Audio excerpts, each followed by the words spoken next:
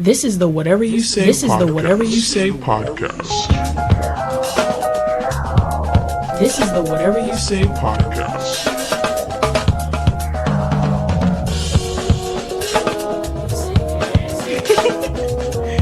I don't think it's white folks. I think it's Negroes. I do not think this is white folks. It could be. It could be white folks. But I think it's Negro. I think a Negro did this. This is the Whatever You Say podcast. All right, check. Is this thing on? Whatever You Say podcast. Ivory Towns. Back in the studio.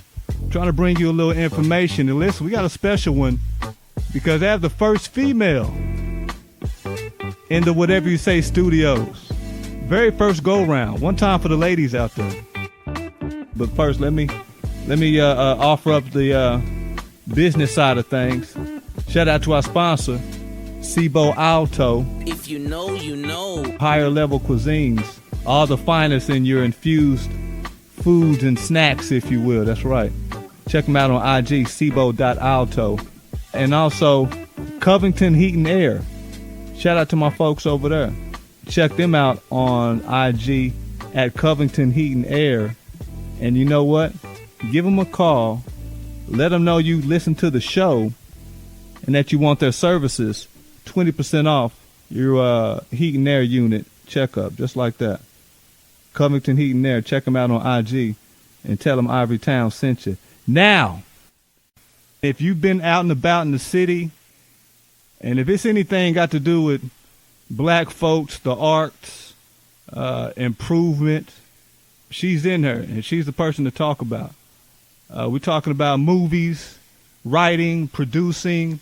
Listen, OKC is kind of moving forward, and she's in the front seat.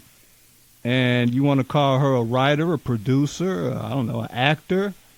How about just a creator and overall curator and local codependent of everything black arts in OKC area? How about that? Welcome Nicole Jocleen to the show, folks. That was great. Thank you so much. Thank you for coming in, man. And you were here exactly on time. Yes, exactly. I take your time very seriously. I appreciate that. And thank you so much for giving us a little bit of yours. Like I said, though, in the intro, you're the first female I had in here.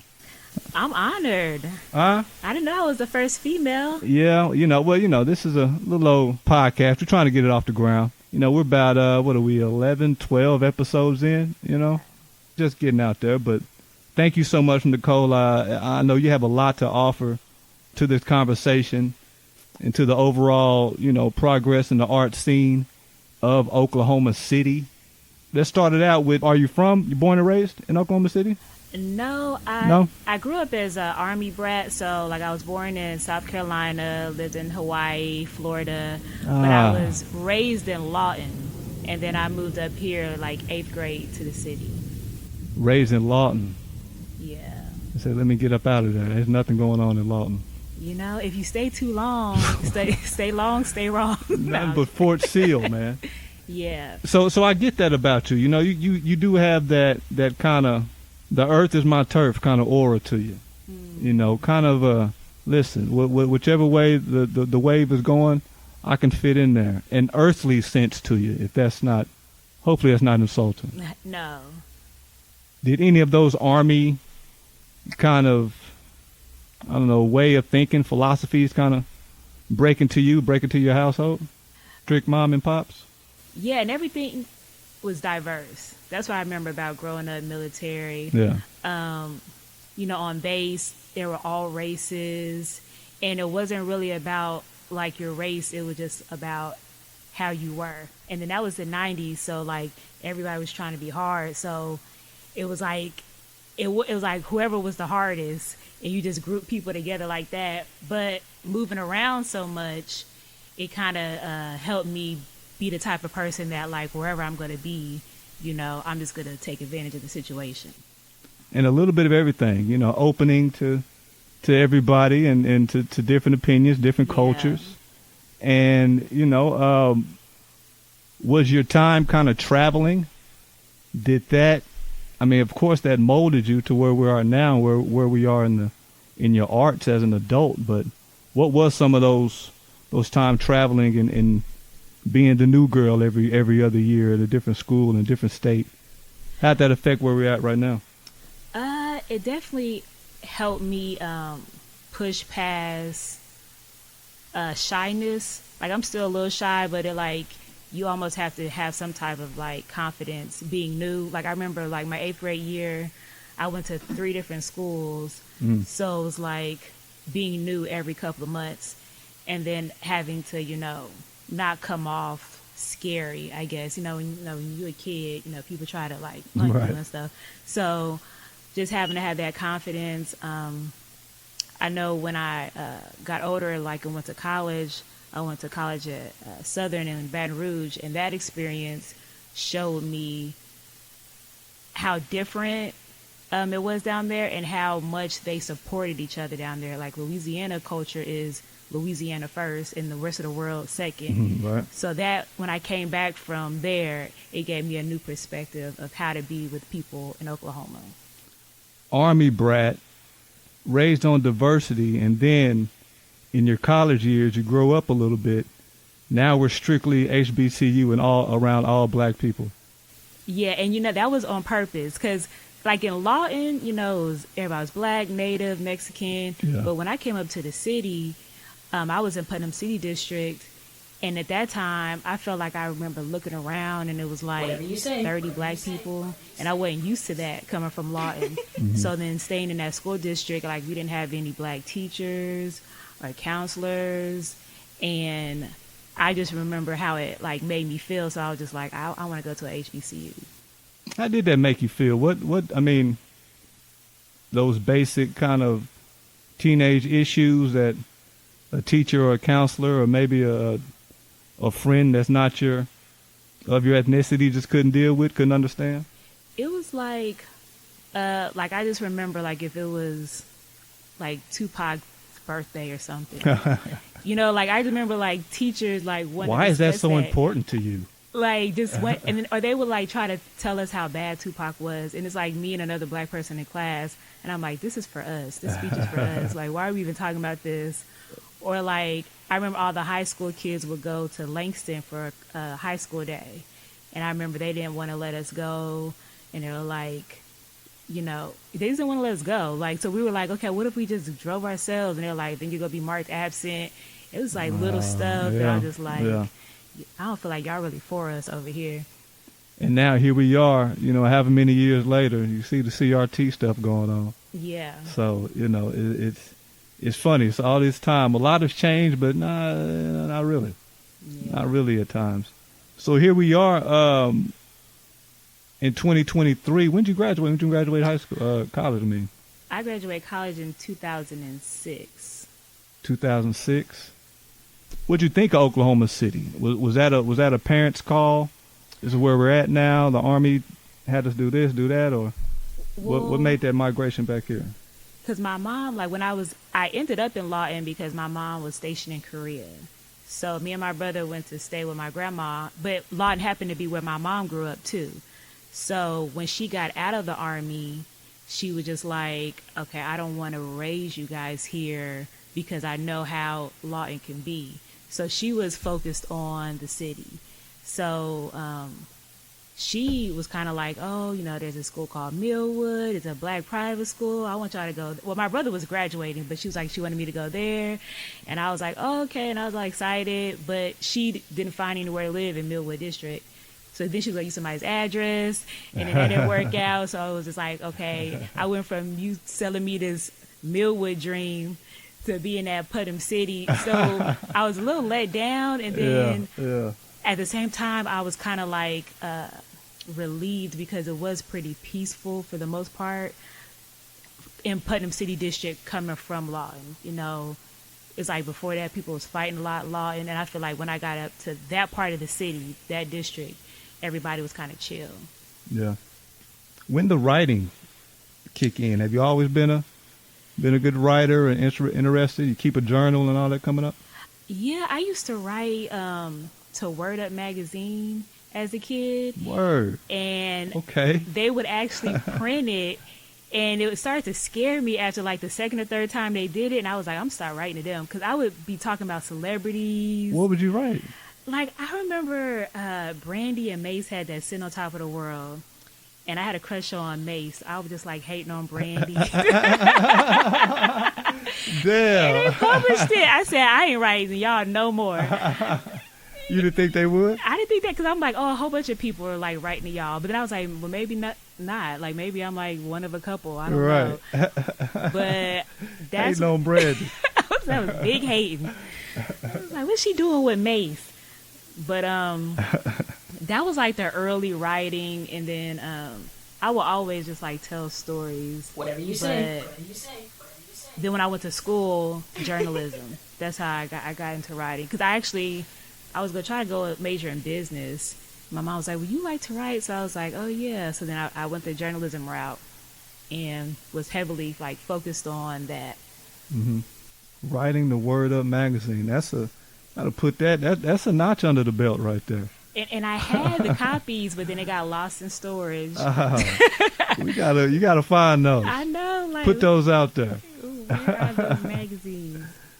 There's a lot of titles attached to your name. I mean, I called you a curator, I called you a creator, a writer, a producer.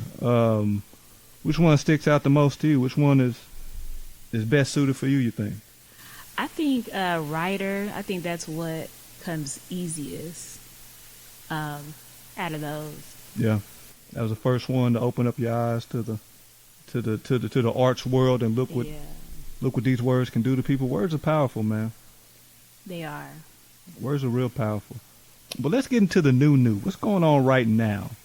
The latest is a documentary that you're a part of, Legacy of Black Cowboys in Oklahoma, called Writing Legacy. Yes. Tell me about that. What was your involvement with that?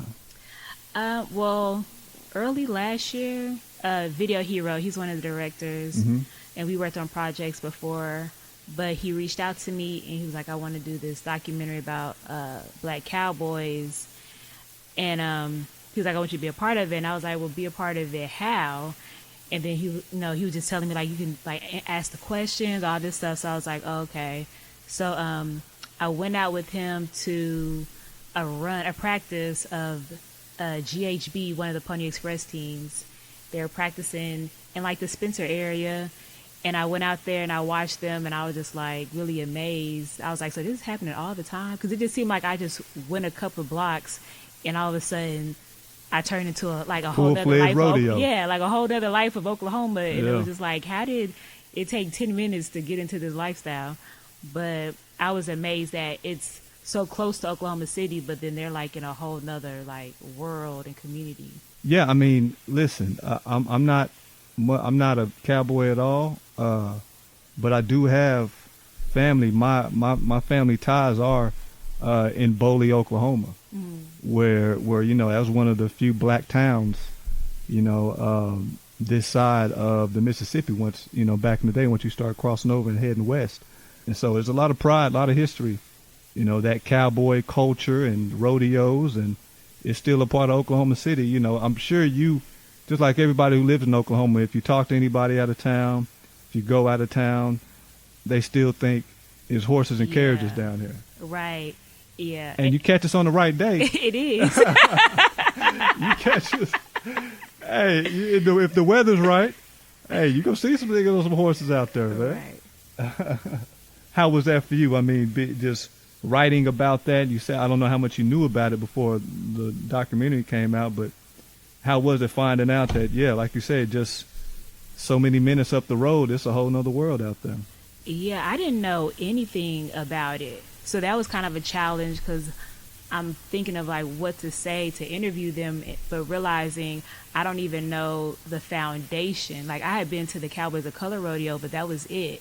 So I'm trying to think of questions for them, but at the same time, like, it's funny because, like you said, every other state has that idea about Oklahoma that we just ride around on horses, and I think Oklahoma has tried to like at least black Oklahomans have tried to like get away from that. Like they were offended by that. But then I'm like, you know what, we just got to embrace what our culture is. Because we're always like, what's our culture? What's our culture? And it's like, well, that's a big part of it. You know, like if we stop running from what actually is our culture, you know, we could progress. That is, I've always asked that question myself. What is Oklahoma's culture? But then to be more specific, you know, I'm coming out of the radio lifestyle. You know, you're talking about music. What is our sound? You know, what is Oklahoma's style? And I guess all those questions kind of line up next to each other. And really, it's like I don't know. I mean, maybe just because our geographic proximity right there in the middle, you get a little bit of every influence. Yeah. You know, from everything. And I don't think like we may be followers in Oklahoma, but we're not following each other. So, like, we're not going to, like, how you going to Louisiana and they all got that either bounce or trap, but it's kind of the same. Atlanta is the same. New York is the same. Like, I don't think we'll ever be the same because we're never going to rap like the person standing next to us. Like, we're going to always try to do the opposite or something different. I don't know. As far as the music scene, the art scene, whether we're talking movie making, documentaries, you know, short stories, and I know that you have some experience with that, right? Some short movie writing, directing. How'd you get into that? When I started doing a web series called On the Scene in 2015, and that was about dating in Oklahoma City. I remember that. Whatever you say. And from there, it just kind of like continued on to like, okay, well, somebody will have a short film idea or somebody want to do this. And just really whether like, okay, I may be writing it, but then you kind of have to do these other tasks too. Like you have to find the actors, book the locations. So then you're becoming a producer, you're becoming a casting director. So then, you know, you may direct something. So now it's like you're having to do all a lot these, going on. Yeah, all these tasks. So now you have these titles. Yeah. It was, and I mean, is that something that you kind of you want to continue at some point, or because it got kind of heavy, let's step back a little bit and focus on writing, and maybe we get back to it?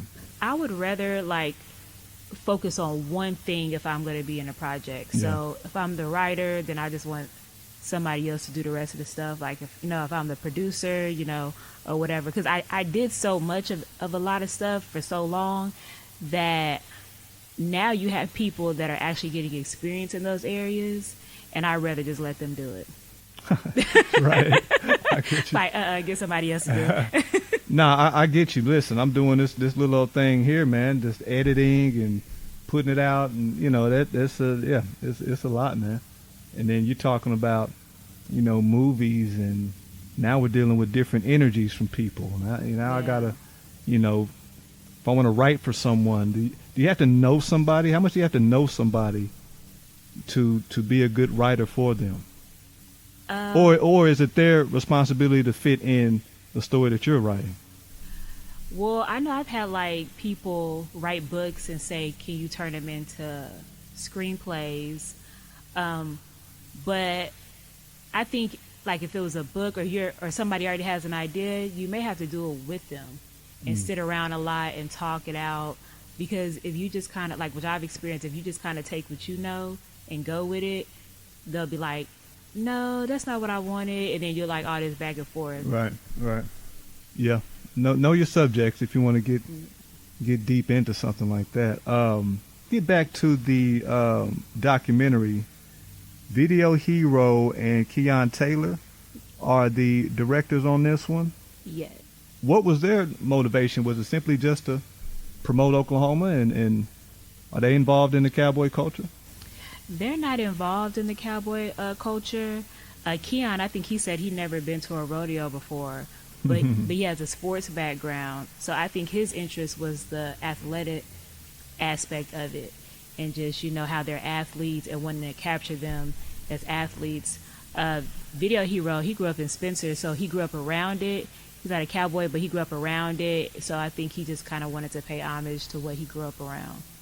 I do know there's a lot of folks and some kids that are loyal to that the rodeo culture, and kids are coming up trying to ride the bucking bulls, and they start out with the small little ponies or whatever, and it's a real deal, man, and you get money for the winners, and that's how some folk take care of their households.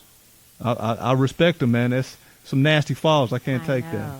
I can't take that personally. And I play sports. I'm an athlete, so I respect it. Respect it to the fullest. We got Nicole, Jocleen in the Whatever You Say studios, and we're just talking just everything arts in here in the Oklahoma City area. And she has a hand involved in a lot of stuff. Outside of the documentary, you're heavy in the music scene here in Oklahoma City, specifically hip-hop. Listen, the first time I met this young lady, I was working for a radio station, and we had just an open call, hip-hop. We call it the hip-hop bracket battle. We're going to have folks come in and spit a verse or do your best you can. Let the people kind of point out their favorites, and we're going to put them in bracket form and do it, March Madness style.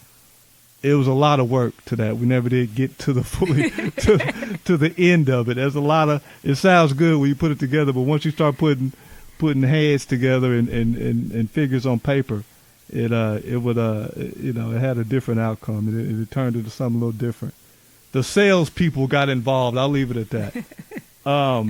But Nicole was right there. We did this thing for how long was that? A couple weeks? Yeah. 3-4 weeks, maybe a month, like once or twice a week. We tell folks to come up to this. It was a clothing store at the time. It wasn't even a studio or anything like that. And we just record people rapping and, cypher style. Folks just standing around and getting in there. And it was cool. And Nicole was there like every day we did it, just watching. I thought she had some bars the first day or two. I said, "Oh, so, okay, is she gonna get in there or what?" But you were just sitting there taking it all in, man, and I respected your dedication just to see what Oklahoma City had to offer. Yeah, that was like back in the days when I was really into management and managing artists, and yeah. So, I just always wanted to know what was going on and see. And I can still remember, like, a lot of those people that battled, and they were good. I remember Studda battling. Yeah. I remember Privilege came through. Who else? It was so many people. I remember Privilege came through. Rest in peace, my boy Tooth Road, who won the thing. L Easy, I think, came through there. It was a bunch of cats. Some cats you never heard of that were damn good. Yeah.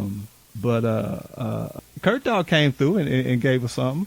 Kurt Dog came in there. So I mean, it was a lot, man. If you were on the scene, or if you know what goes on in the Oklahoma music scene, a few cats came through, and we appreciate it. Like I said, some fans just came through just to watch, like Nicole, and it was a packed house every time we did it. Yeah, it was cool. It was a good time for hip hop during that time in Oklahoma City. Now I do remember you trying to manage artists. What's going on with that? You still doing that? And these knucklehead artists, you just threw your hands up with them, or what happened with that?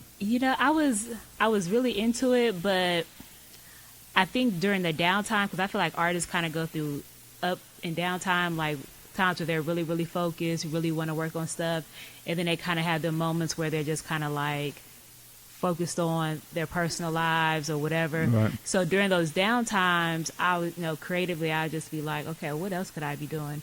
And that's when it kind of opened me up to start writing more. So then I just kind of was like, okay, I'm just going to focus on that. Because, like, when you manage artists, it's almost like you're a manager, but you're almost like a personal assistant. Yeah. Because they need a lot of your time. So I just knew I couldn't give one person that much time anymore. What spawned that from the jump, just to get into the management? Was it just to be kind of on the scene and helping out somebody, or? Well, growing up, my brother always rapped, like from Lawton. When we were in Lawton, like when he was like, I was like a kid, he always rapped. So I grew up going to his shows and watching that. So when I got older, I would try to help him, and then he would tell me about other people that needed help, and it just kind of started like that. Okay. So Jocleen, we're going straight for executive suites. We're going straight to the administration. I heard that. We talked about your diverse upbringing. You know, Army kids, Army brats, they get a little bit of everything. Normally, you moved around the country, and wherever Uncle Sam tells your family to go, that's where you have to go. So naturally, that breeds kind of diversity and an openness to all different ideas and opinions on things. But now that you're all grown up, what do you want to give to people, the world, the arts culture? What is it that Nicole's trying to put out there and get folks to understand? I would say for me, I just care a lot about the art scene in Oklahoma. And like when I was living in Baton Rouge, I remember I was living there at a time when Boosie was not necessarily national, but he was making enough noise to where he probably was traveling. And it was like before Wipe Me Down. And I mean, the whole entire Baton Rouge was behind Boosie. Mm-hmm. And I had never seen anything like that. Like, it was impossible to not know his music. It was being played at every club. You know, Louisiana, they only play Louisiana music in the club. Right. So he was so on just right there in Baton Rouge. And to see that, then when we had concerts, like, it would be packed out for Mystical, you know, whatever Louisiana showed up, and they didn't have the attitude of like, oh, they're from here, I've already seen them. They didn't have that attitude. It was just like still exciting to them. And seeing how they were about their own really is what inspired me to bring some of that back to Oklahoma. And we need it because, I mean, you know, every state, city you go to, you have the internal politics and the things you can and can't do in that particular neighborhood, city, you know, whatever you're trying to do. And there's a lot of that going on right here in Oklahoma that go against, you know, the freewheeling expression of black artists and just the art scene, period. I do think Paseo obviously has kind of stepped up its scene. And like I said, I think the community in Oklahoma City is really kind of flourishing a little bit, at least it's bubbling. But you're right, in order to get that kind of over-the-top feeling, whether we're talking about a rap artist, a singer, you know, I guess the acting scene, the movie scene is kind of bubbling a little bit in Oklahoma City with the Dead Center activity going on. Have you guys, or have you noticed any of that, being a writer, kind of being involved in the documentaries and short movies and things like that? Is that scene kind of a little more lively than the music right now? Yeah, it does. I know because when I first started out in film in 2015, we were like the only ones doing film, black people.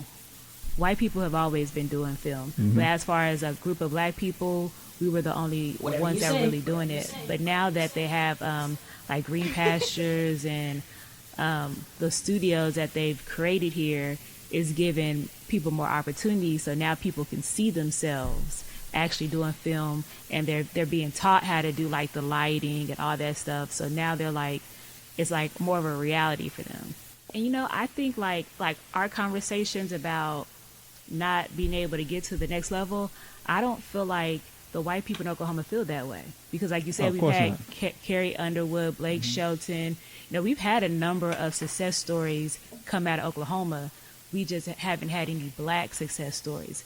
And I think that they support each other differently. Like, I think they're probably giving that continuous support to each other where we haven't conquered that yet.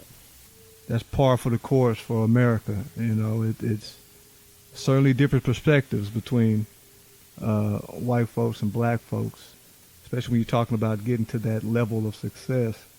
And I guess that brings me back to when you first walked in and I asked you about the Writing Legacy documentary, and I asked you about the Dead Center Festival. I was like, well, you know what? That's kind of bubbling right now. That's one of the good positives in the arts culture that's happening right here in Oklahoma City.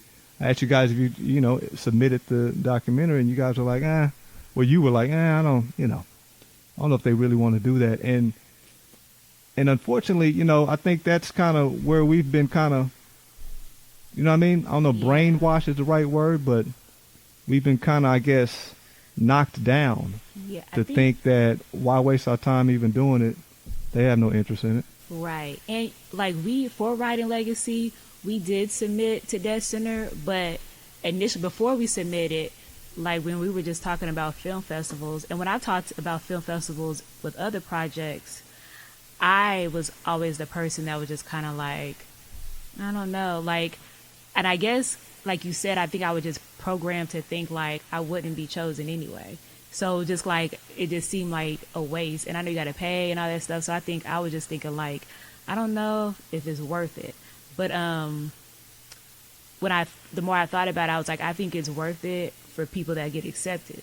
Like if you get accepted and, it's worth it. But if you think you won't get accepted, which I think was the mentality that I had, then, it kind of makes you stagnant on purpose. Like, you made yourself stagnant. I'm going to tell you something your boy Josiah told me. I had Josiah Overstreet. It was my last interview. And he dropped some game on me. He said, man, listen, there's 8 billion people on this earth. Somebody going to catch a vibe with you. I remember saying that. You know what I mean? He said, somebody out here is going to feel you. Yeah. And, and believe me, there's a lot of cowboys in the Oklahoma area, Bowley area, that are very appreciative of what you guys did. What kind of, I know you've had positive feedback on that documentary. What has some of it been?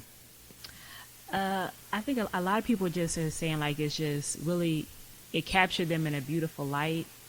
And it is a beautiful thing. And I think like a lot of people were saying that they had never had an interest in going to a rodeo, and now they're like, oh, I need to be out there. Mm-hmm. The cowboys, they're so heavy in the life that it's almost like people that aren't on social media, how they don't really they're not really into what's going on social media. Right. They're so into that cowboy life that they're like, okay, y'all want to interview us? Okay. But they'll do the interview and go right back to doing whatever and not even think no more about the fact that they was interviewed. Right. Because they're just so into that. Not even thinking about what's after. Right, nothing. They're not asking us when are you going to post this? They don't even care about it. So I think they're like, oh, y'all actually did it? Like, oh. I think they're more shocked at that. Like, oh, y'all weren't just in our face just wasting our time. That's a different world. You know what I mean? That's a different world. I got a grandfather, rest in peace, no longer with us, but he lived in Spencer, and he was still cowboy. He still had cows, horses, pigs, chickens. Like he was still out there living, and this is 10 years ago. You know what I mean? So, no, it's real out there, and I'm sure in those rodeos you got folks from Kansas, folks from Texas, all the neighboring states. They coming down to be a part of it.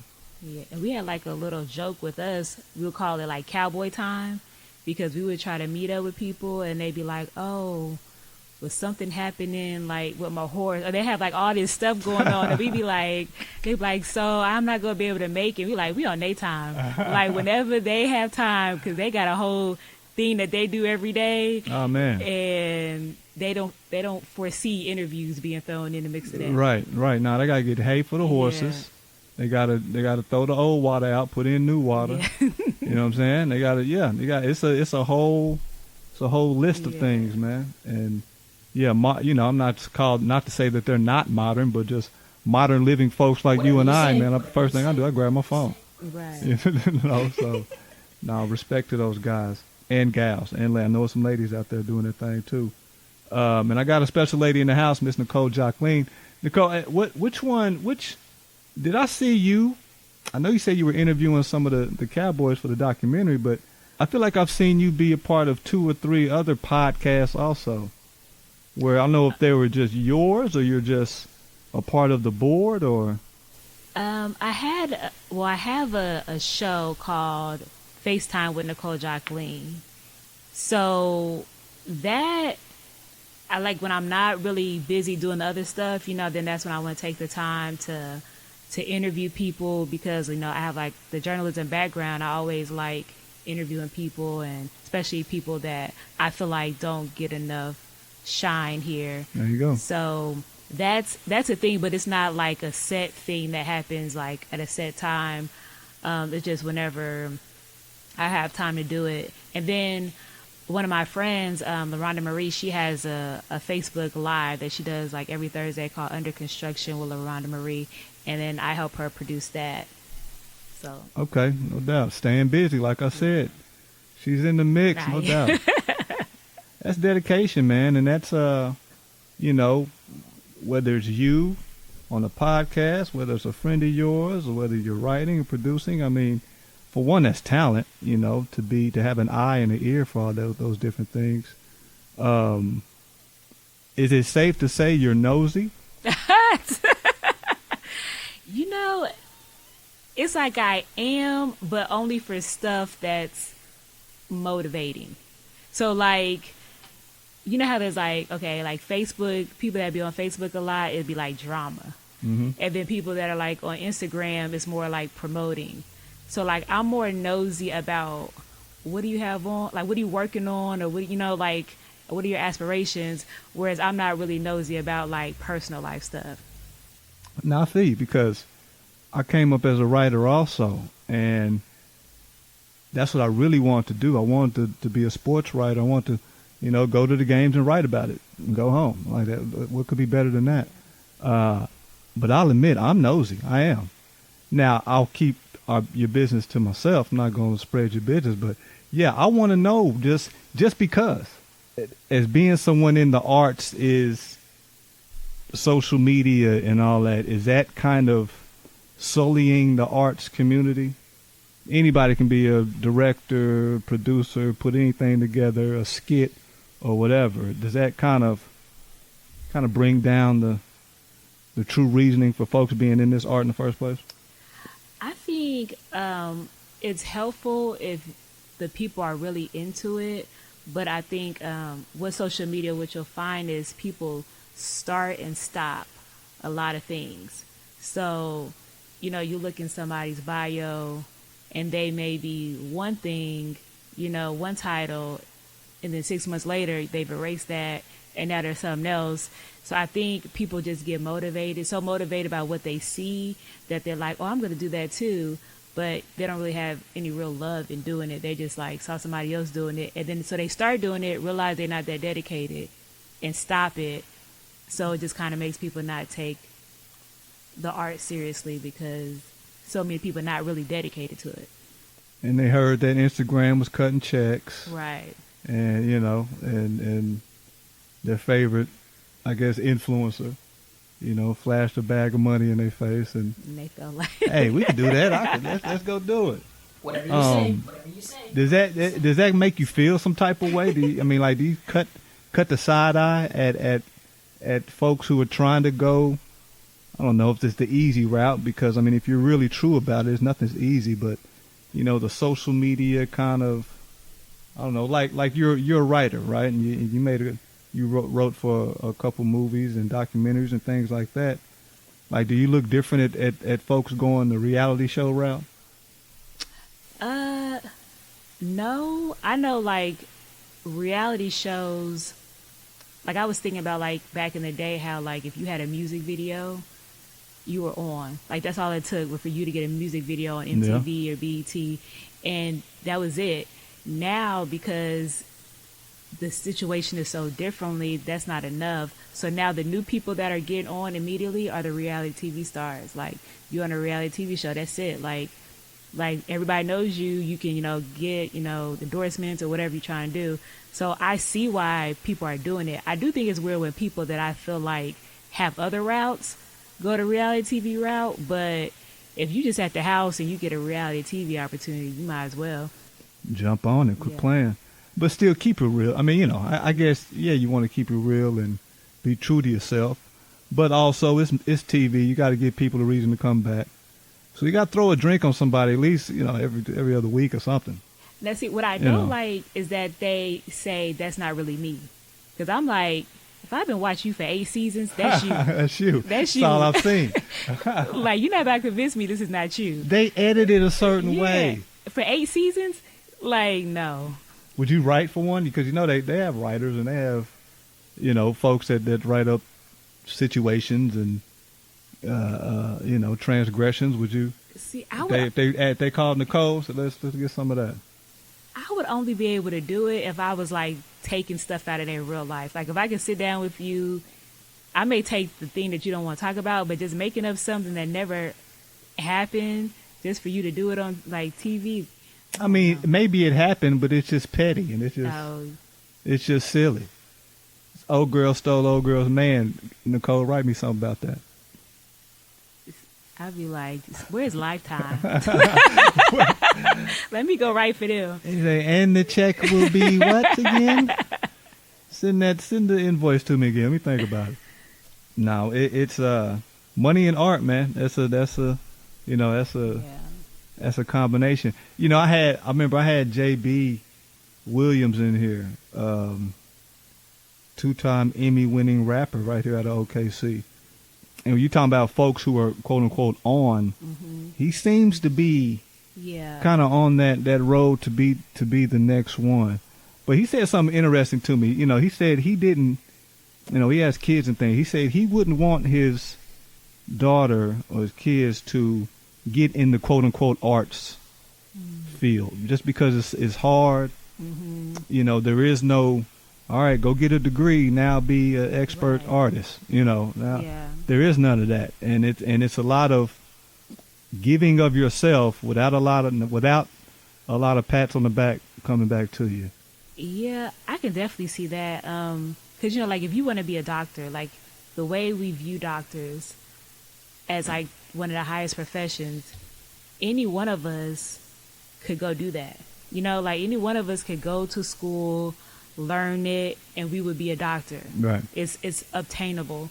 But the goals that we have as artists, some of those goals will never be obtained because, it's not a guarantee. So I can see like him saying that. I think you feel the same way? I would say whatever you want to do wholeheartedly, because I would never want anybody to fall into a field. Like I know people that like are nurses and they're like, I'm not a nurse no more. And I'm like, dang, all that nursing school, y'all don't want to be nurses no more? Right. Like, I can't imagine. But it's like, I would never want you to put all that time and money into something and then just be like, nah, and then like when you think about a nursing field, I only want people in that field that really want to be there. They want to be there. Like, if this is just something you're doing for the Right. money, like go do something else. Same thing with working with kids. I feel like you should only be in that field if you really want to be there. So I just would wish everybody would just be doing what they want to do. Whatever that is. Yeah, whatever that is. You got kids? I have a guardianship over a little baby boy right now. Over a little baby boy? Yeah.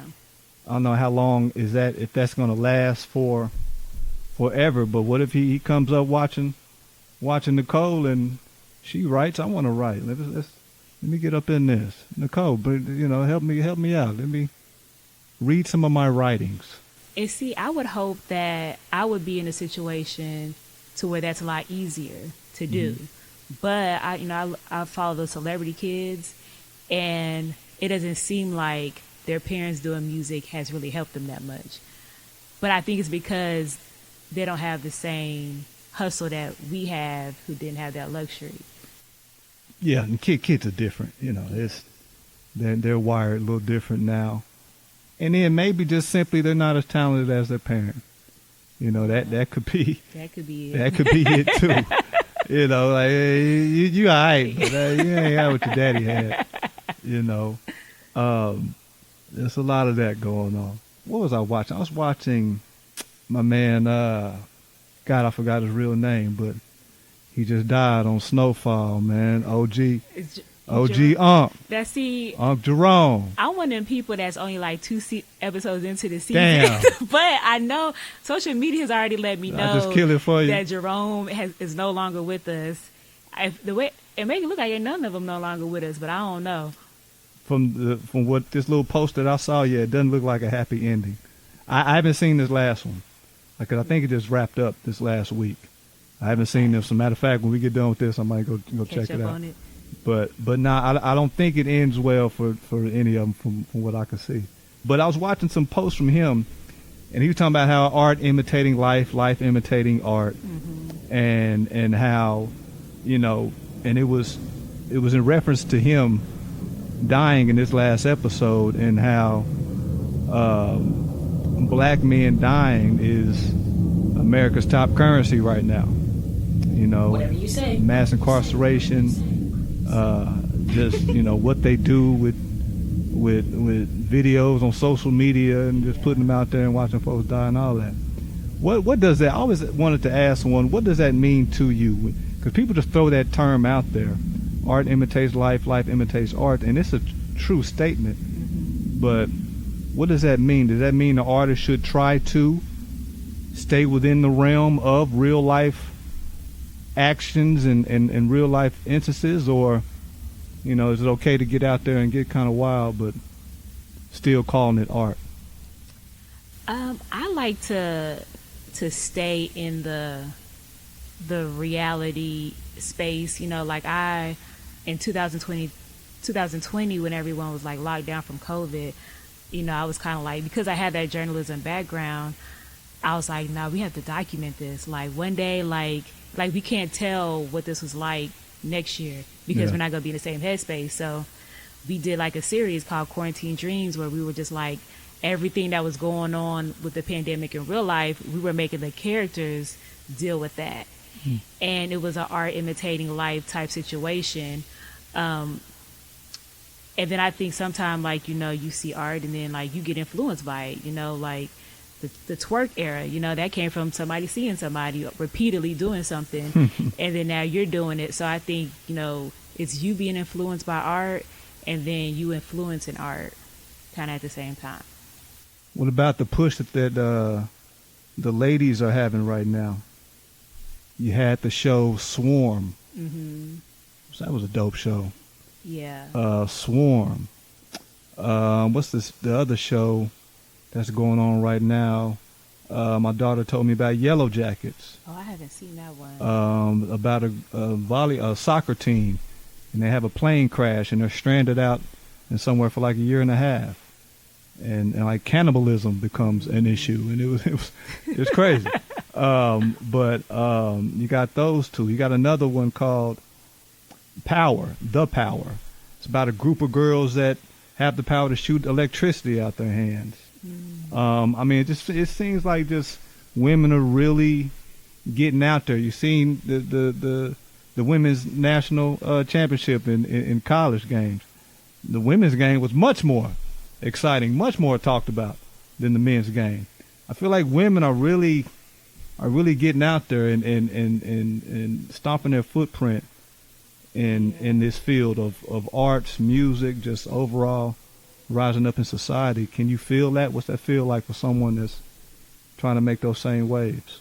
Yeah, I can. Because when I think about it, I would say the last from the Black Girls Rock era was kind of pushed the whole let's pull each other up. And I think watching Black Girls Rock and what that was and then putting it into action has really positioned the people that you see now to be able to make the moves that they're making, because I feel like women are opening up doors for other women. Me Too, Time's Up, Yeah, like that got a lot of people out of here. Yeah. And and I think women more have a voice now, because where before, they kind of felt like they couldn't speak on certain things. And now it's like you almost have to watch what you say because you can get somebody canceled, Yeah. But you do have the freedom. Yeah. At least, because women and women are being unapologetic right now. Yeah.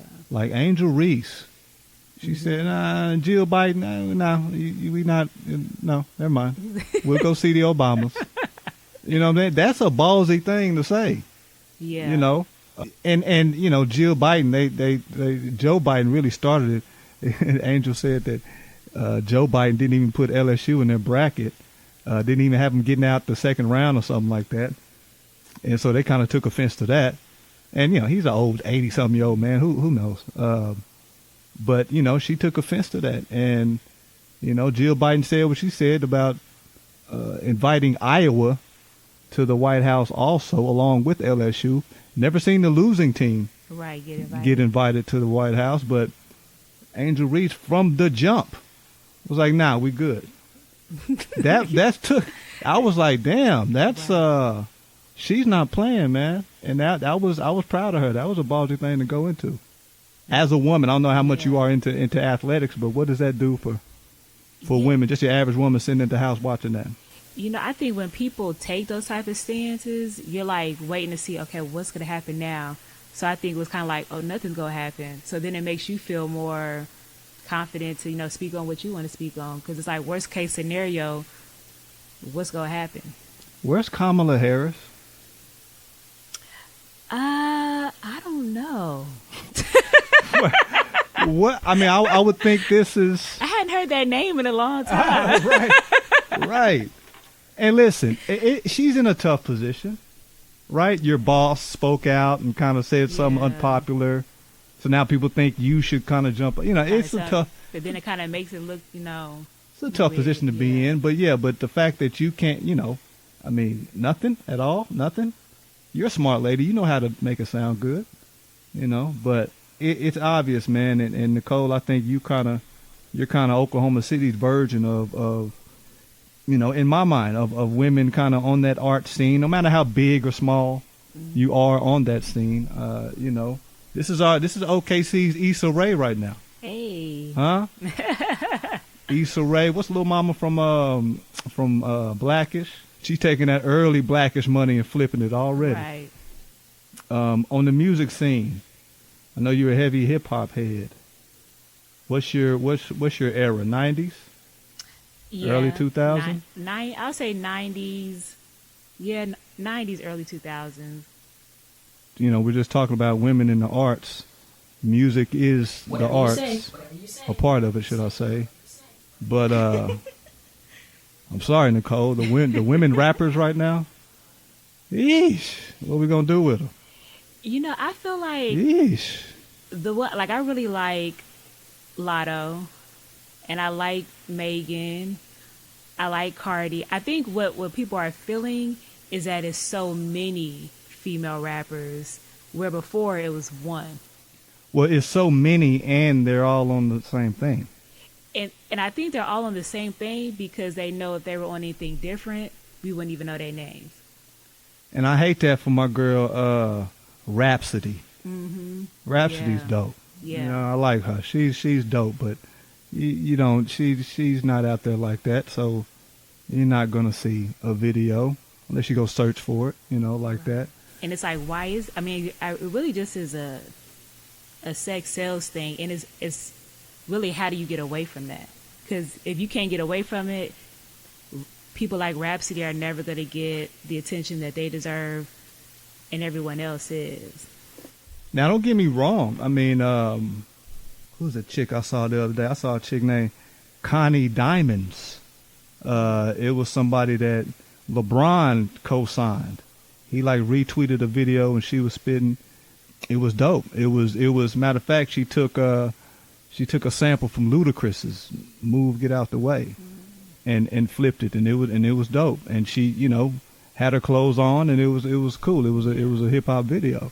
And you know, we'll see what happens out of that. We'll see what a LeBron cosign can do for you, Right. Even for a female rapper. But I'm just, you know, my booty hole brown. Like I'm like what are we talking about? You know, I get it, dudes. Fellas, we've had our moments in rap too where we've said some silly stuff, like, you know, some unprogressive things. But my booty hole, I don't get that one. You know, I think what's interesting to me about it is how, like, all these girls are really like the daughters of Little Kim and Foxy Brown. Right. Like, I wonder, do they realize that? Do they realize how they got this style? Like, they would say Nicki. They would say they would say Nicki and Trina, or yeah. you know, maybe Nick. I guess Trina's that same era with Kim and them, but yeah, they would say Nicki. They would say Nicki, not knowing like the people that literally started it are alive and well. Like, and I want to do Little Kim and Foxy Brown look around like, look at what we did. Look at what we like, did. This is us. Yeah, I mean, it's a double-edged sword, you know. Yeah, the backlash may not be that positive. The image that you're giving out may not be that positive, but, you know, this is America. You need your money, so Right. you're taking care of your family, hopefully. You know, bought your mama a house or something, but it's tough. And I have a daughter.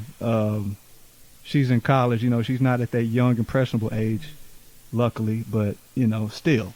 She's still young out here. I'm a hip-hop head, and I shouldn't even, you know, random rapper, you know, video scrolls on my social media. It's not really something I should really pay attention to. But once I hear what color your booty hole is, I say, what are we doing? Now, let me ask you this, because I know, like, Lotto, who I really like, I feel like she's kind of said in her music in a way, like, I'm just rapping like this because I know this is what y'all want. Right. So, like, would you be okay with, like, your daughter just taking on that image to sell records, but personally being just on something different? Yeah, because Lotto was on The Rap Game. Yeah. I remember I think I saw a couple of episodes.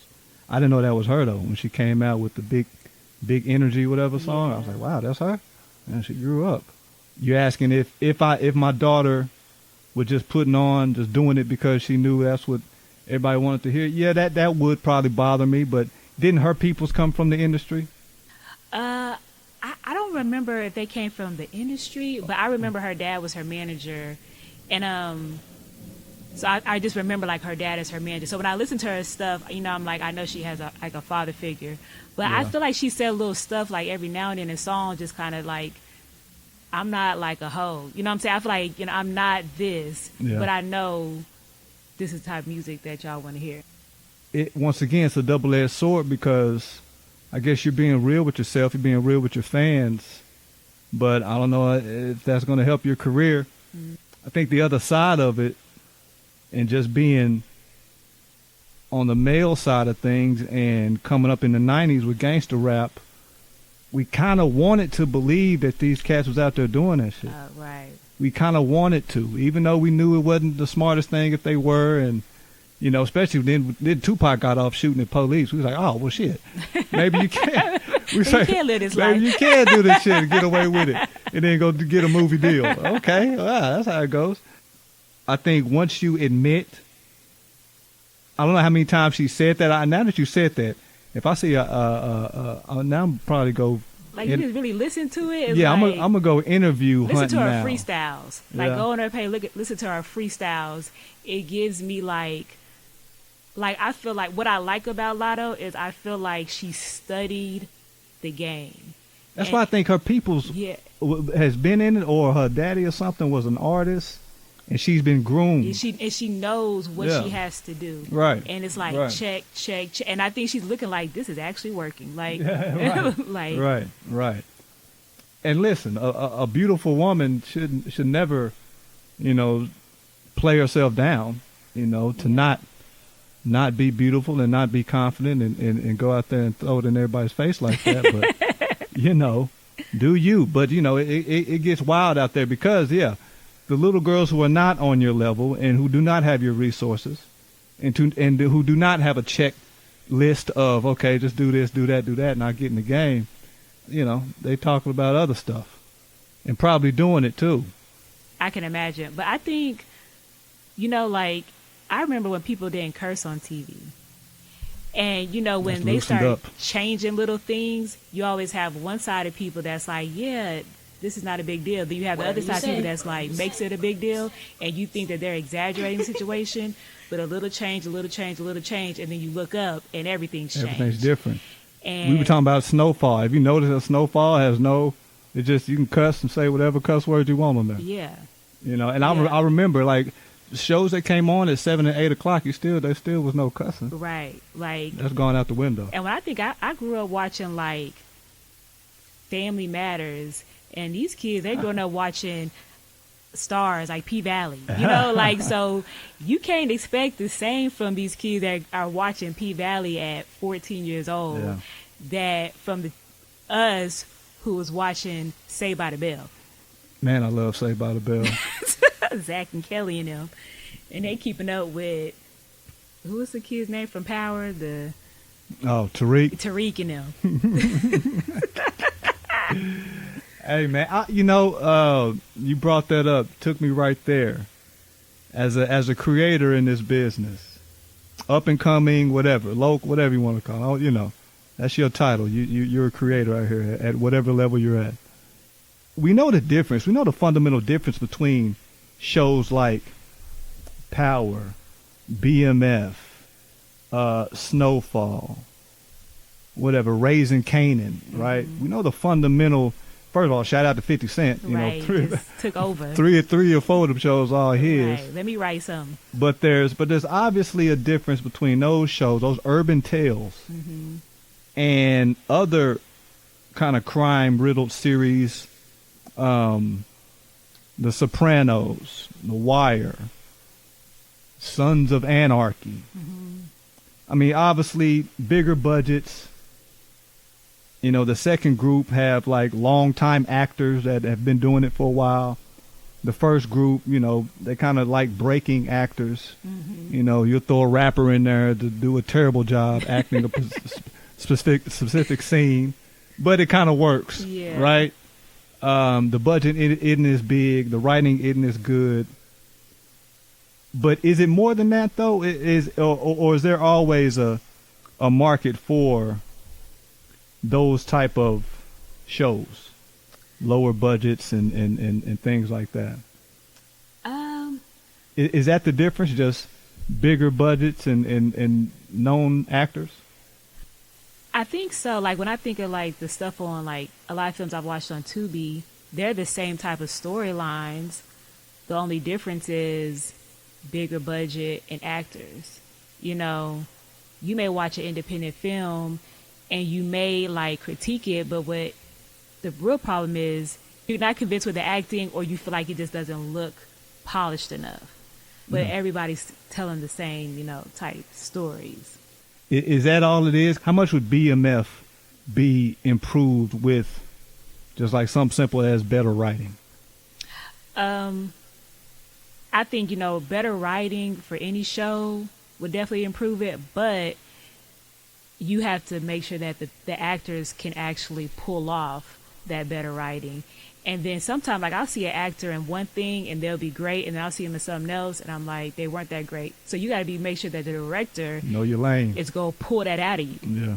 You know, some of the stuff that we watched that we're really impressed with, that director made them do that a whole bunch of times. Whereas somebody else may say, oh, well, you're this person, so I'm not going to be, just do it. And it's like, no, I don't care if that person has a name. If they ain't do it right, make them do it again. Yeah. Yeah. Have you had to do that? Have you written something for somebody and they didn't? They're like, that ain't me. I can't do that. I'm not doing that. Yeah, sometimes people are like, they're afraid to do stuff that's not them, and it's like, what's acting? This is what it is. You know, like, you're not supposed to be like playing yourself. But and then Oklahoma, like, I don't know if it's because we're the Bible Belt or because it's slower here, but we're very reserved. So we don't like to get out of our comfort zone too much. So, you know, so acting takes people out of their comfort zone. Like, they're like, I gotta hug him. Like, come on, girl. You know, you done hug some people. Like, like, you know, we just act so like we've never done anything or went anywhere here. So yeah, you gotta just pull people out. So what's that look like for writer Nicole Jocleen?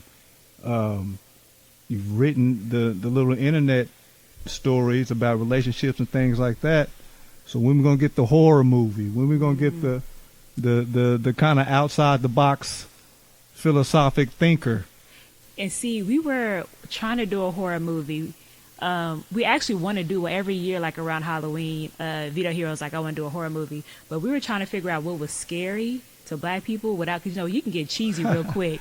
And like it'd be like turn into Scary Movie, like by the Wayans brothers. But as close as we were able to get was a film called Get Over It, where a black boy grows up and as a kid, he murders his mother because she told him that his father wasn't really his father. And he was. So we were kind of saying like the thought of a black son turning against a mom is like not what you do in a black community.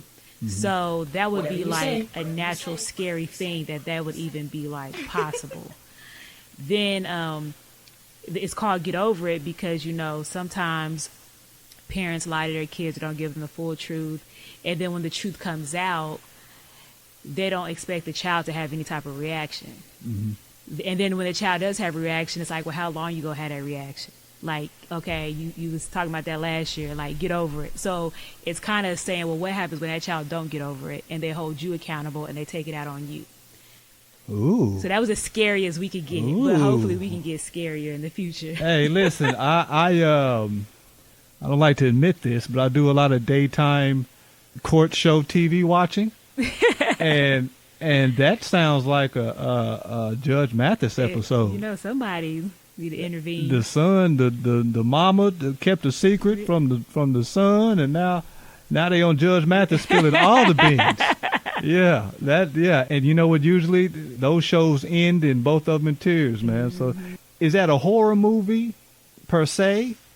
I don't know. I guess it depends on the reaction that the son gets from the news it's from more the like mama. a thriller, I would say, because like with us, like I'm trying to think of like the scariest. What's the scariest horror movie that you've seen with black people? And I don't know if you've seen this movie, but you need to watch it. Because I think this movie was hinting on that. It's called Tyrell. I heard that name. And it got oh, matter of fact, oh boy, what's his name? Jason Mitchell Tyler. Oh yeah, I saw a little bit of that. He's like the only black person. He's the only black person. He's hanging out with these white boys. They go out to some cabin. He knows like one of them, and it's one of those tag along, you know, come with me, we're gonna hang out at the cabin type things. He knows like one or two of the white boys, but the other 5, 6 don't know him, right? His name is Tyrell. I can't remember if his name is Tyrell. I think it is Tyrell. Or his name is Tyler, and they kept calling him Tyrell. Oh. What it's about, it's kind of one of those psychological thriller type things. It's not any blood. Yeah. There's no fighting. There's no blood. There's no killing. But it's a psychological kind of mental thing because I don't know if you hung around a bunch of white people, but when they get to drinking, right, especially white boys, college-age white boys, they get to drinking. They get around each other. They get to wrestling, you know, stuff like that. The one black guy in the group, of course, they have 6 different names for him. You know what I'm saying? So it was one of those situations where you can only imagine what he's thinking. Right. Right? That's one of those fearful situations, I think, that only black people, specifically black men, can know about, can feel.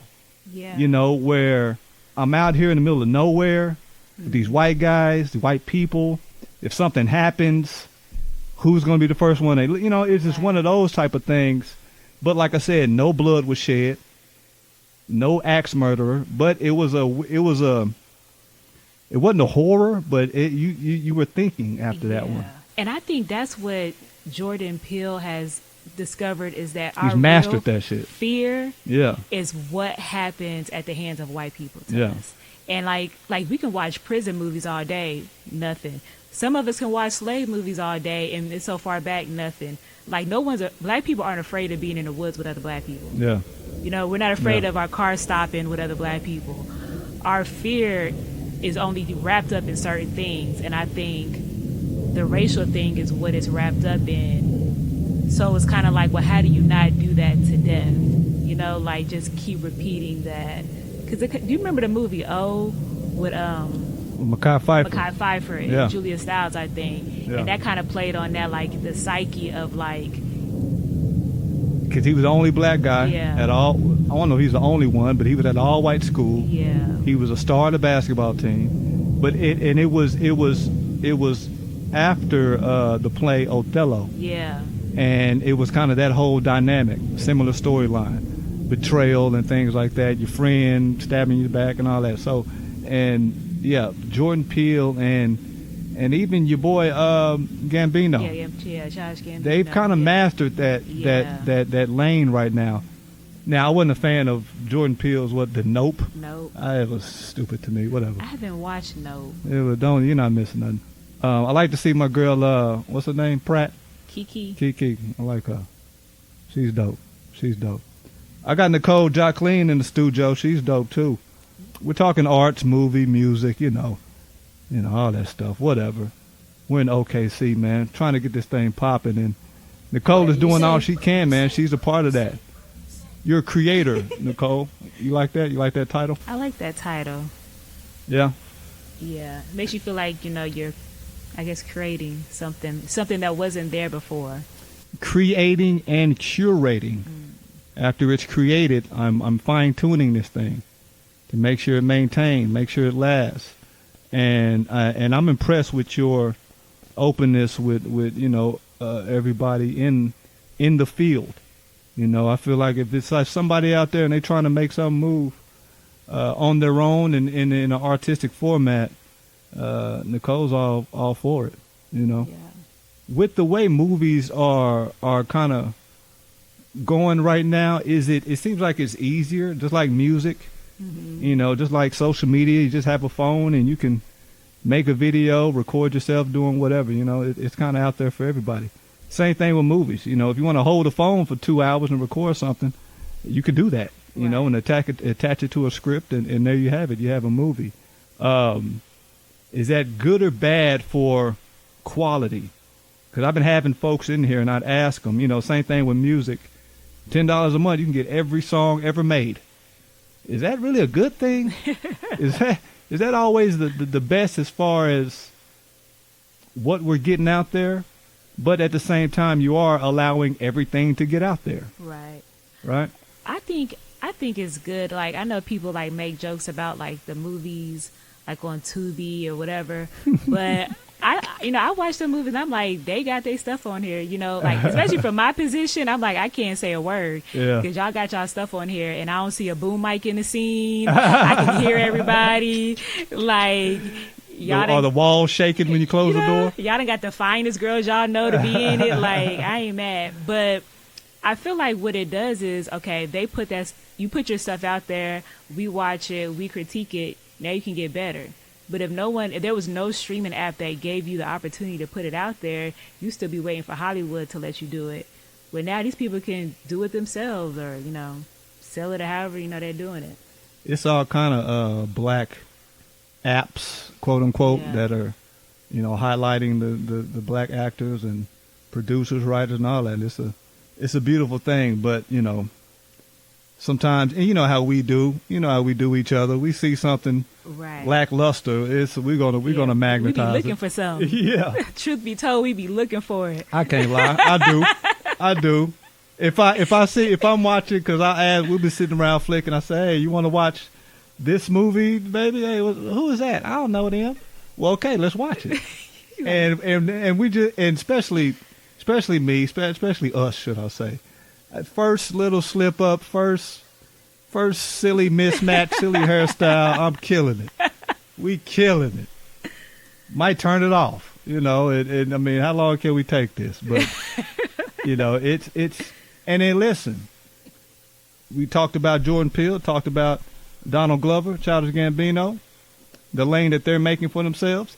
Everything that I just said about a low budget movie that we'll talk about and critique and rag till the cows come home.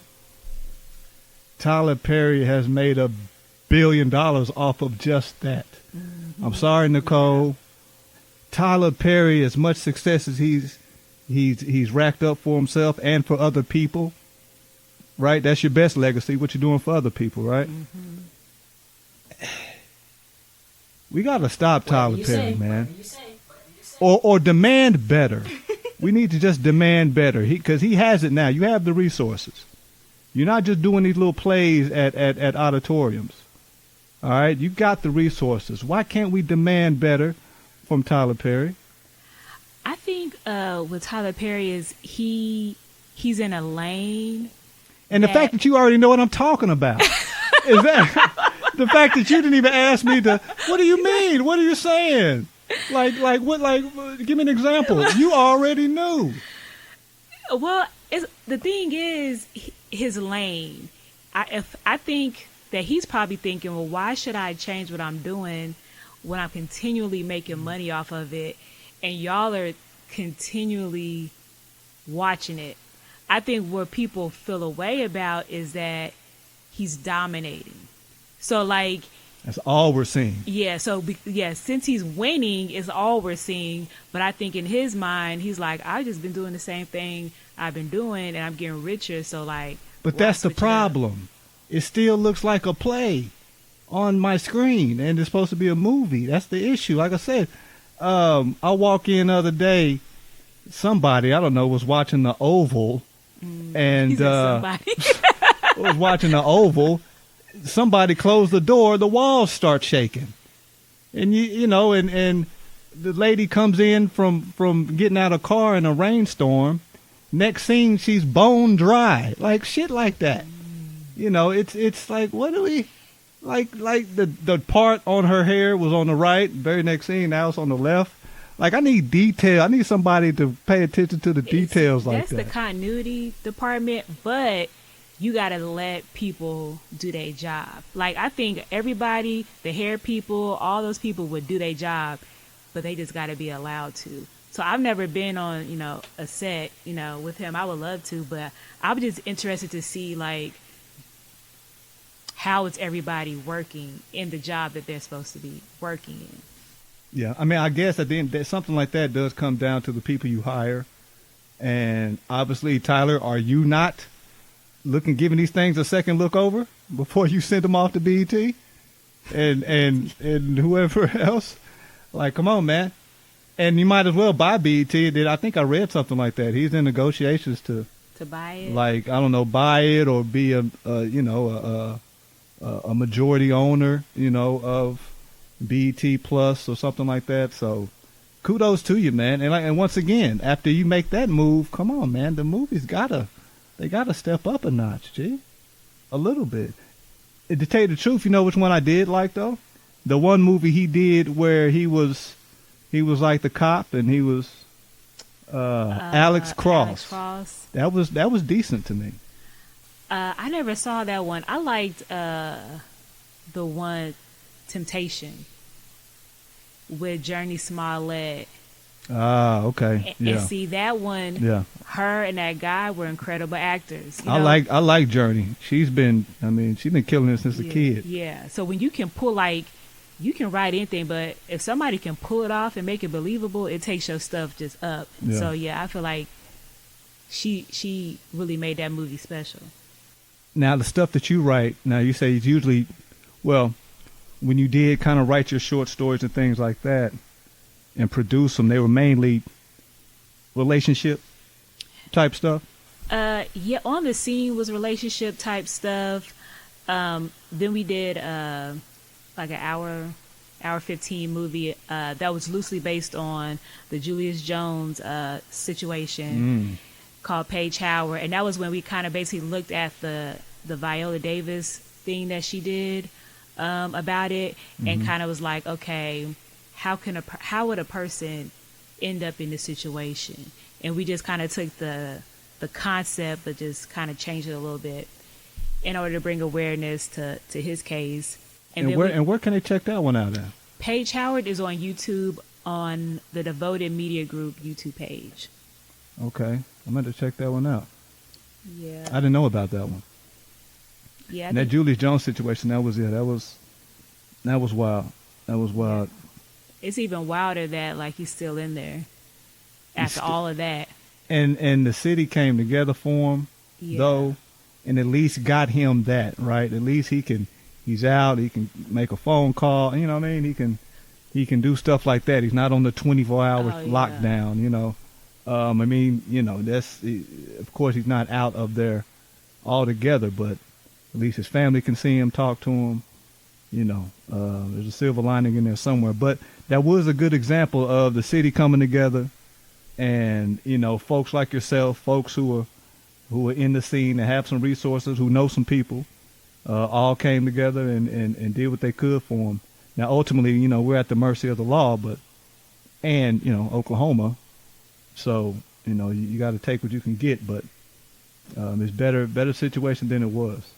Yeah, and it almost felt like the world came together. Like I feel like it was like people like everywhere talking about the Julius Jones situation. Yeah. And for me, it took too much happened for him not to be out. Because what it showed me was, I feel like how they're treating Julius Jones is showing me how they view black people in this state. And unfortunately, there are millions of Julius Joneses, you know, out here in the country, in this world. And, you know, as far as the northeast side of Oklahoma City, that's our own little version. That's our own little story right there, of a situation where there are too many questions, too many ifs and buts and who is that and all that to be so definitive on giving someone life like that. So, right. Two fingers and much love to Julius Jones and the Jones family. And we talked about what are some of the different subject matters you would write about, staying in your relationship mode. And I guess I almost kind of know the answer to this when you're talking about the type of actors or, you know, people so caught up in what they will and won't do. But, you know, love scenes, kissing scenes, dare I say, sex scenes. Is that ever come up in any of your movies or stories? Well, in the beginning, when I was still on the scene, I didn't, because I would only write stuff that I knew those people would be comfortable doing, because I knew it was all new. And the thing is, people got their relationships and they got their stuff, and they be feeling like they can't explain that to that person. Stuff, man. Right. And then acting is so new here, so it's like, first you have to be with somebody that looks at you as an actor. Because if they don't look at you as an actor or actress, they're going to be looking like, what are you signing up to do? So I try to keep that in mind. I don't want nobody like risking a relationship, you know, trying to do a scene or whatever. But I think if I was in a different space dealing with, you know, people that I knew were just, you know, like were considered actors and were going to get paid for pay, I feel like pay may need to be involved before I'm asking you to be naked and doing a whole bunch of crazy stuff. That's true. That's true. I've done some little short stories and stuff and short movies before, and that does make a difference. Yeah. It does. Like at least when you tell the person that you with, like that you getting a check, like that kind of it helps. Yeah. Did you doing all that for free? But you done a little acting, right? Yeah, you know, sometimes like we can't find people to play roles or whatever, or people say yes and back out, and I'll just like do it yourself. Step in and do it. Okay. Like I guess I'll do it. I'll act. You like it? I mean, is it? I think I know if I were to ask you if you like it more than writing. I don't think that's true, but you get the connection. It's fun in the moment. I feel like I can act better under pressure. Like, okay, we need somebody to do this right now. But like, if you like tell me well in advance, like this is a script, I may not seem like I can act at all. But if you just need somebody to do it and you have no other option, like then I can do it. Really? Okay. Yeah. So don't give Nicole the script. Just say, hey, come on. We need you right now. If you want the best from me, don't have me saying big words like, what's that show, Big Bang Theory? The guys are like smart, you know, scientists, engineers and all that. And they're always talking scientist jargon. Like, I kind of respect them simply for that. You know, they have a script full of, you know, protons, neutrons, and photosynthesis. You know what I'm saying? They got all these, they got all these big words that are wrapped up in the script, and you know, I would imagine that makes it a little more difficult. So, you know, if you want me to act, just give me something simple, man. Yeah, and sometimes like when you write, it's better like to read it aloud or have a table read, because you don't realize how something sounds until the actor tries to say it, and then it's like, no, I don't like that. Like, say, something else. It's a little easier. Just keep it simple. And what do you think? I mean, as someone that writes and kind of critiques actors, I take points away when I'm judging someone's acting if they're just acting like themselves. Like, if you're a black actor, and it's funny because Josiah was telling me about this, that the stereotypes in acting in Hollywood and stuff, if you're a black actor, especially if I get to know you a little bit and you're from America, I expect you to know how to get a little hood. Now, that may seem kind of foul, but if you don't, then obviously, and if I'm doing a hood movie, you're not that guy. My point is, if I was doing Snowfall and I ran into Damson Idris, and he comes talking to me like this, hey, mate, I wouldn't even consider him for that role. But, knowing that he has the talent to sit down with some, what else saw? He sat down with Dub C. Yeah, Dub C. Who's that? Dub C is his West Coast gangster translator. And I said, I'll be damned, and that's impressive. But, I just feel like there's certain energies or emotions you should already kind of have in there somehow. Is that fair? Is that kind of foul for me to have that already? No, because I would assume that if you're black and you grew up in America, that you can give off, like the hood stuff that we've at least been seeing on TV all our lives. Is there an epidemic? I feel like we got a problem with the kind of London British actors taking, specifically the black actors. It happens on the white side too, but I've noticed it more on the black actors. The English, London, British guys are taking American jobs. I think they're just that good. When I recently went to London a couple of weeks ago for my birthday, and I noticed when I was over there, like in the radio, it's American songs. I went to hip hop karaoke, it was nothing but American songs. So I realized it's easier on TV, American shows, it's easier for them to do our accent. Really? Because they're hearing it all the time. So and then they're going to acting school, like they're actually training in that, where we're stumbling into it.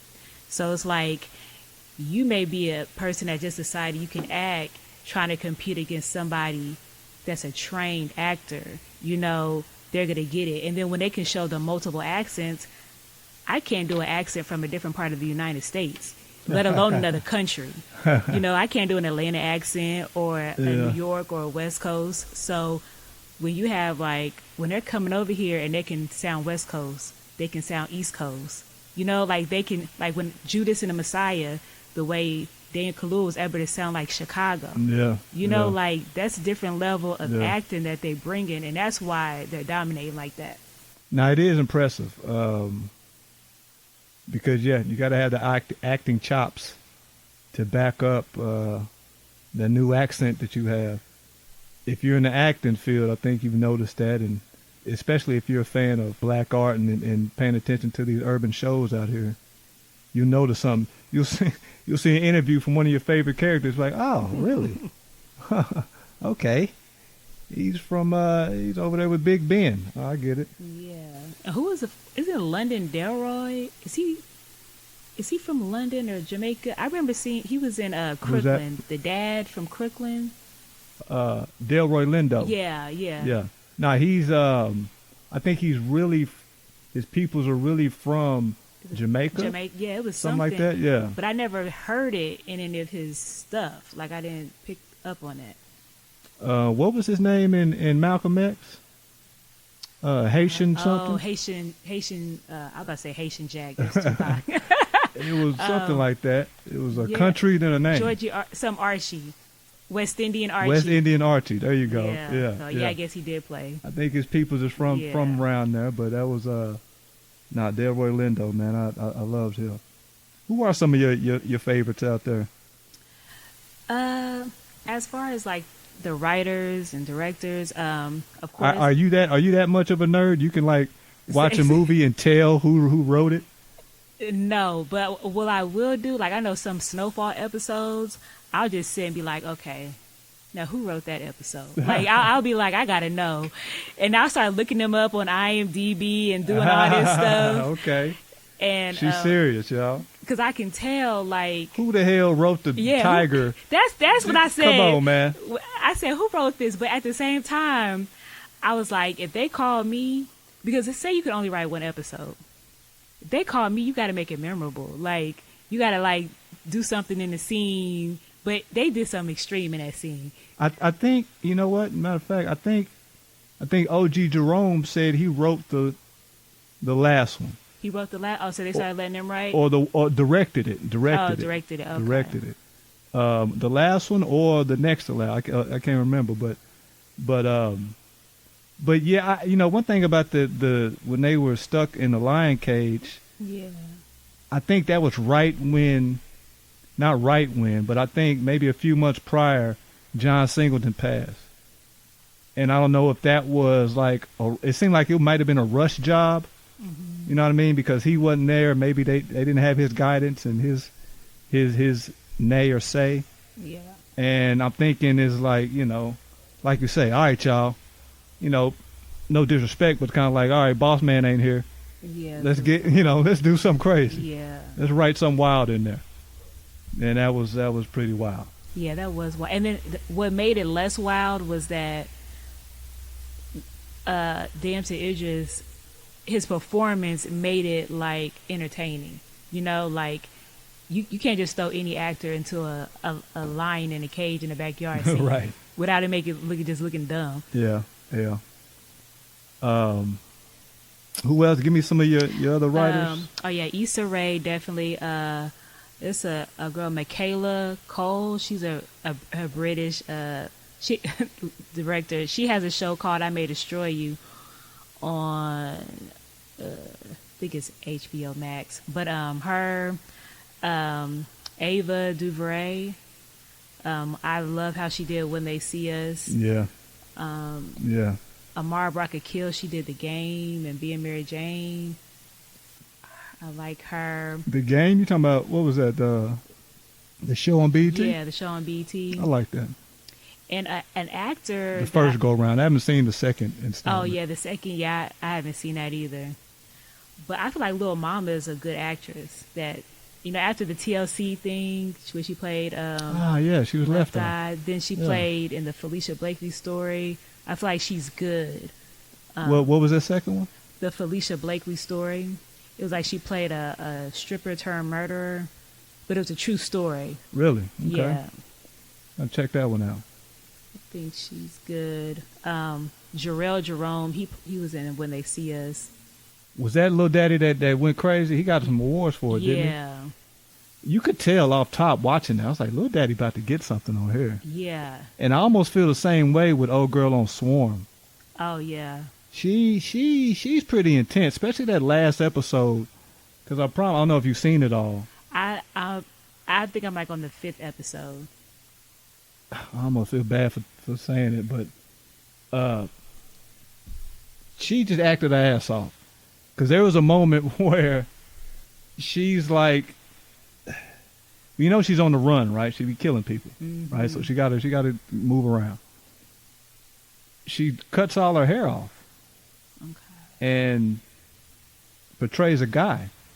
Whatever you say. And I'm sitting there like 20 minutes into it, like, damn, where I know Cuz from. You didn't even recognize it? No, that's what I'm saying. And my lady was like, that's her. I was like, who? I was like, damn, I seen Lil Daddy from somewhere. But I was like, damn, that's how dope she was. She would dress like a guy, haircut, fade, stupid. Line was Steve Harvey status. I was like, damn. And like I was impressed. I was watching the show, like the first 5 episodes, like I know I've seen this girl before. Yeah. And I finally Googled it and I saw she was in Judas and the Messiah, and I was like, I would have never, you can tell that they're acting when you don't automatically think of the last role. She was in Judas and Messiah? Yeah, she played his wife, or his girlfriend, Fred Hammond's girlfriend.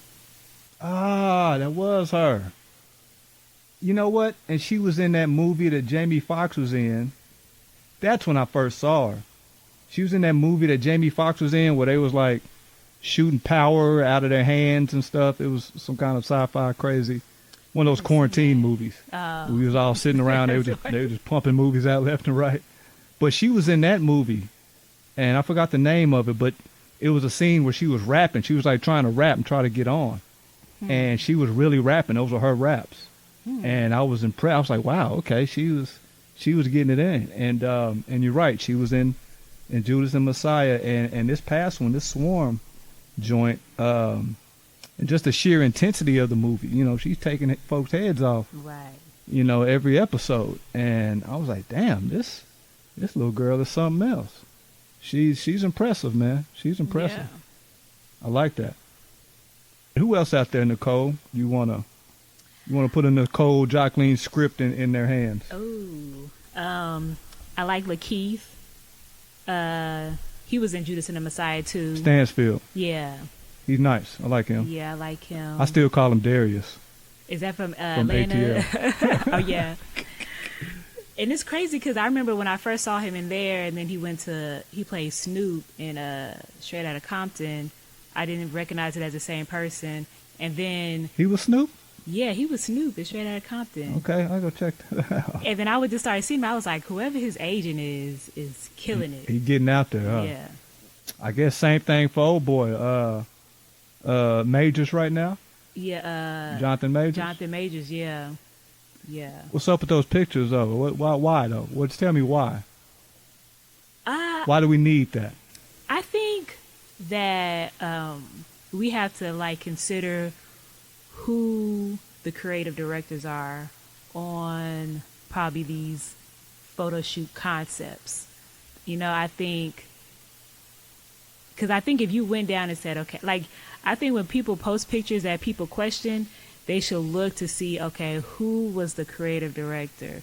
And then go look at those people and dig into those people, and then there where your answer lie. But I think everybody else, these actors, I think they just doing what they're told. Really? It's almost like when people put pictures out like that, because I think your boy Stansfield did the same thing at one point, and it at some point, what seems to be happening, at some point you're going to have another announcement behind those pictures, and it's going to kind of bring it all together. Like, oh, that's okay. That's why. Because I think Lakeith, and it all has to do with their lifestyle and sexuality and things like that. But it seems to be the pattern. But still, why? I mean, I don't know. But much respect to Jonathan Majors, though. Hell of an actor. I really didn't get into the Lovecraft. Oh yeah, I watched that. That was weird to me. It's kind of strange, but shout out to him, man. We need more of them. Nicole, what is the next thing? What is Nicole's notebook getting full of right now? What's on the mind? What's the next move? We're putting Writing Legacy into the different film festivals. So trying to go that route with that. Also, I would love to sell some scripts, but of course that's what everybody's wanting to do. But I'm also trying to do more freelance writing for magazines and publications. Yeah, how can they get in touch with you? How can they find you? Y'all can follow me on Facebook, Instagram, Twitter, TikTok. All of that is Nicole Jocleen. Jocleen. Am I going to get anywhere? Because I'm still old school. I'm Facebook and Instagram. I haven't switched over to TikTok and Snapchat. And they're all different worlds, and they all feed different ambitions. So, I'm on TikTok, but I don't know if TikTok is literally doing anything for me. I feel like I get the most from Instagram. Okay. Yeah, kind of. You say not doing anything for you? As far as branding or trying to get to the next level. So, I feel like on TikTok, It's people that have mastered like short videos or funny videos that they're making money off of. But I don't feel like that's necessarily like my lane of what I'm trying to do. I feel like Twitter is for like people that have a lot of opinions that just want to get them off, like just, you know, whatever. But, you know, those people may not really be building anything. They just want to get their opinions off. I feel like Instagram is the magazine, I guess, of the apps. Like, this is what I'm doing, you know. And then Facebook, I feel like, is family. Like, the people that for real know you. And that's where I'm at, folks. Facebook. That's where you can find us. But now we'll see what happens. But listen, whatever you're doing, the social media needs to be involved, some form of fashion. Yeah. How much you want to get into it, how much you want to give social media of you, I guess that's on you. But if you want to promote anything, you want to get it out there, get in front of some eyes, you need to jump on social media. Nicole, Jocleen, I appreciate it, young lady. Thank you so much for having me on here. No doubt, man. Next go round, I don't know, next documentary, next script you write, let me know. We can get involved. Real quick on the script thing, I heard Ice Cube say that like there was a template. I think he said John Singleton gave him when they did Boys in the Hood. Mm-hmm. There was like just a template, like, you know, title here, scene location here. Is that how it is to write a script? Is it like that? Just kind of fill in the spots? It is. When I first started, I didn't have that or know that, so it was just like you trying to make it spaced out to where it looks like a script. Yeah. And then I found out about a site called Celtex. It's CELTX.com, and you can get on there, and it's basically like just like everything, like character name. You put it in, and then dialogue, like they formatted everything for you. So anybody that wants to do a script like that, I think that's the easiest way to do it. Listen, look what Ice Cube turned it into. Right. Come on, man. It's like kind of like color by number. All right. Number 2 is blue, right? Color the blue right here. All you got to do is have the crayons.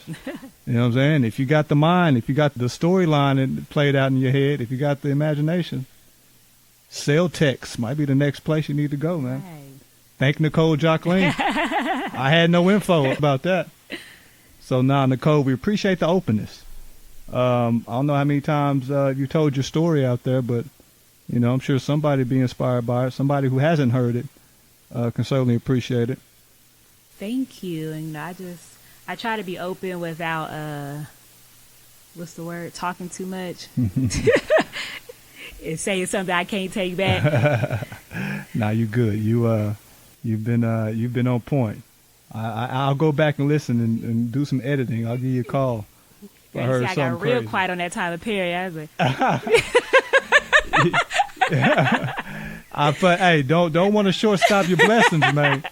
I don't want to shortstop my blessings. Real quick, tell me this: as a creator, as an artist, as a writer, it seems like when I talk to people in those same fields, have those same interests. Mm-hmm. Love Jones is the beacon. That is the lighthouse in the middle of the dark ocean. Why is Love Jones kind of, when it comes to black creatives, that's their go-to? That's their number one. I think Love Jones was the shift in how we were represented on film. Right. Because we were gangsters up until that point, and then that film gave us black people who actually thought deeply. And it just was, and then it had the poetry, it had the whole neo soul vibes that people in other cities, were experiencing, but you hadn't seen it on film yet. It had the Nina, she was a photographer. Darius, he was a writer. It had all that creative energy that we are. He rode on an old school motorcycle. Yeah. On some James Dean shit. And then, what is funny about Love Jones is Nina, how Bill Bellamy was kind of treating her? Yeah. But now thinking about it, Nina went from one friend to the next, and we tried to act like that, like she ain't even do nothing. like he wasn't, like somebody was supposed to be tripping in that situation. You wasn't the reason for this whole mix up. Right. Like, Like, jumping around from Bill to Lorenz. like they all hang together all the time. All the time. They at the poetry bar. Right. Then one day you with this one, the next day you with that one. Like, huh? And ain't nobody What? supposed to look at you no way. No doubt. But you know, I agree, and that's just something that I just imagine. I mean, it's something I just remember. Anybody you talk to that is in those fields, that's their go-to, you know, or that's the one that inspired them, you know, to write or to act or whatever, you know. Also, it was in Chicago. Oh, yeah. You know, you got different scenery than just the basic New York, LA. You know. Yeah. So it was good. It was good. Good conversation, Nicole.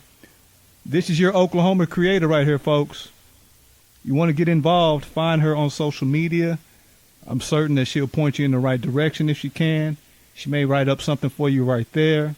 She may hand you a number and say, call this person. Or here, meet me this place at 6. I got a job for you. You know, art shit. Yeah. You know, progression shit. That's what you got to do. Nicole, once again, I appreciate you. And by the way, happy late birthday. Thank you. You didn't turn up too bad in London, did you? You know, not too much, but I will say that people in London are different. I could feel the racism over here that I didn't feel over there. Is it worse? Is it worse or not as bad? It didn't even feel like it existed. Like I Really? felt like it was like London was like a Sade record. Like Nice. just nice and smooth. Was it gray and rainy and It stuff? was. Yeah. People walking, mind their own business. As soon as I got back here, they was like, "Have your IDs out," and yelling, being rude for no reason. I said, "Americans, why are we like this?" Yeah, you know, it's we had to do some things to get this country how it is right now. We had to do some unpleasant things, but glad to see you made it back, and let me know next time you go. It's a vibe. I don't have my passport though. I gotta step my game up, Nicole. I just renewed mine. It lapsed because I didn't go anywhere, so I just renewed it to go. Why not? Why not? Nicole Jocleen, folks. Next go round, next time something big happen, let's see if we can get it right back in here. Nicole, I appreciate it, miss. Thank you. No doubt. Whatever you say podcast, folks. Check us out. Be safe out there, huh? I don't think it's white folks. I think it's Negroes. I do not think this is white folks. It could be. It could be white folks. But I think it's Negro. I think a Negro did this. Whatever you say. Whatever you say.